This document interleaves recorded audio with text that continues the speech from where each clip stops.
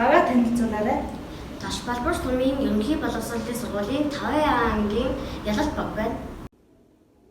Сүүх боловсруулагчийн ажлууч үзүүлнэ үү?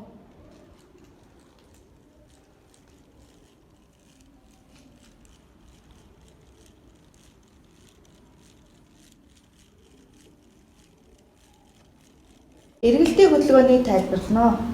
Ариулыг нэг эргүүлэхэд том араа нэг эргэж, жижиг араа 3 эргэж, хувцагч 3 эргэнэ.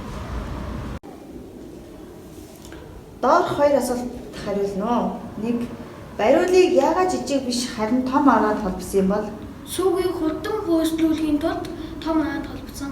2. Бариулыг жижиг араанд холбовол хурд яаж өөрчлөгдөх вэ? Бариулыг жижиг араанд холбоход хойлогч удаашрна. Учир нь хойлогч жижиг араа хоёрыг холбож байгаа араа нь 10 ижилхэн шүдтэй буюу 10 шүдтэй учраас хойлогч нэг эргүүлэхэд хойлогч нэг л удаа.